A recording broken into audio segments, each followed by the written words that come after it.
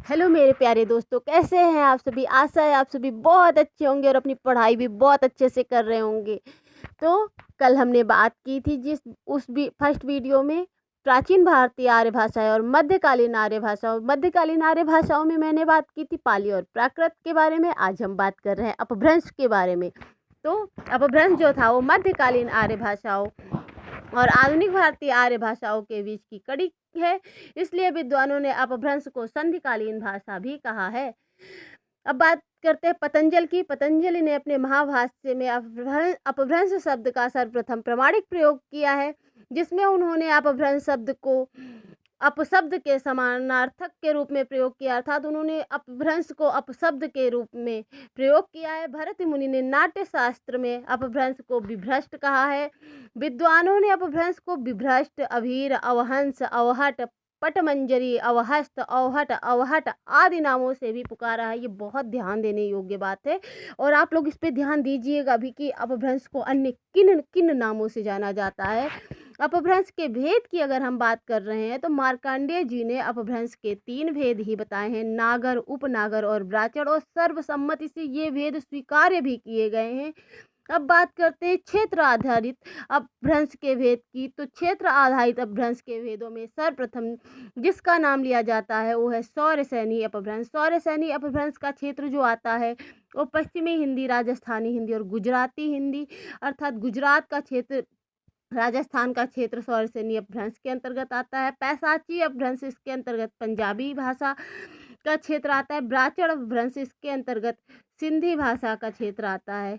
अब इसके बाद हम बात कर रहे हैं खस अपभ्रंश की। तो खस अपभ्रंश के अंतर्गत पहाड़ी और महाराष्ट्रीय अपभ्रंश के अंतर्गत मराठी यानी मराठा साम्राज्य की भाषा या महाराष्ट्र साम्राज्य की क्षेत्र की भाषा, साम्राज्य नहीं क्षेत्र की भाषा जो है ना वो आती है।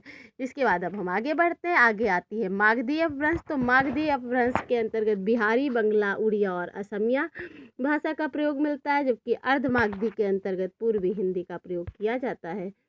इसके बाद हम बात कर रहे हैं अपभ्रंश की रचना कार एवं उनकी रचनाएं। अगर अपभ्रंश के हम रचनाकार और उनकी रचनाओं की बात करें तो बहुत इंपॉर्टेंट टॉपिक है।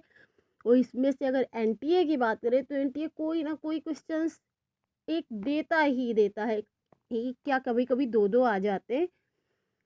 तो अब हम बात कर रहे हैं रचनाओं के बारे में। तो स्वयंभू की रचना इसमें आती है पौमचर्यु, रेमिचर्यु, स्वयंभू छंदस।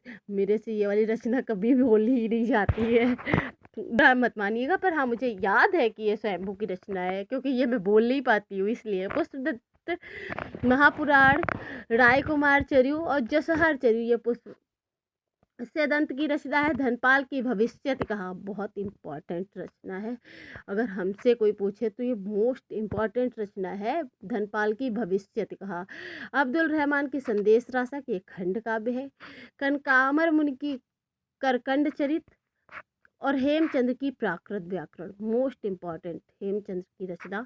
मेरुतुंग प्रबंध चिंतामणि, लक्ष्मीधर प्रबंध पैंगलम, रोड़ा राउल बैल, राम सिंह की पाहुड़ दोहा, जिंदल सूर्य की उपदेश रसायन रास, विद्यापति की कीर्तिलता और कीर्ति पताका, बहुत इम्पॉर्टेंट है।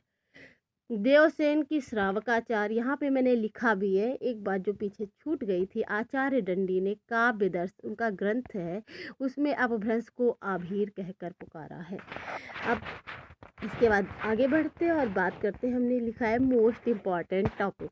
तो इस पे बहुत अच्छी बातें लिखी है, आप जरूर ध्यान दीजिएगा। लिखा है अपभ्रंश भाषा का काल 500 से 1000 ईस्वी तक का है, ईसा तक नहीं है, 500 ईस्वी तक का काल अपभ्रंश भाषा का काल आता है। और 1000 ईस्वी यानी कि अपभ्रंश के तुरंत बाद का काल हिंदी भाषा का आरंभ का काल माना जाता है। 1000 ईस्वी के बाद का काल हिंदी भाषा का काल है, अर्थात अपभ्रंश के बाद का काल हिंदी भाषा का काल है। और संस्कृत की उत्पत्ति जो है ना वो सौरसैनी अपभ्रंश से हुई है। सिंधी भाषा ब्राचड़ अपभ्रंश से विकसित हुई है। हिंदी का उद्भव और विकास उदय नारायण तिवारी की रचना है। हिंदी के विकास में अपभ्रंश का योगदान डॉक्टर नामवर सिंह की रचना है। अपभ्रंश को पुरानी हिंदी राहुल सांकृत्यायन ने कहा है। नोट लिखा है, अवहट अपभ्रंश का ही परिवर्तित या परवर्ती रूप है। डॉक्टर सुनीत कुमार चटर्जी ने अपभ्रंश और आधुनिक भारतीय आर्य भाषाओं के बीच की कड़ी को अवहट कहा है। अवहट शब्द का सर्वप्रथम प्रयोग ज्योतिषवर ठाकुर ने अपने ग्रंथ वर्ण रत्नाकर में किया है। अब रही ये हमारी और आपकी आज की बात। यहाँ पे हम इस वीडियो को एंड कर रहे हैं, लेकिन प्लीज़ आप सबके सपोर्ट की हमें बहुत ज़रूरत है, तो वीडियो को लाइक शेयर ज़रूर करिएगा। और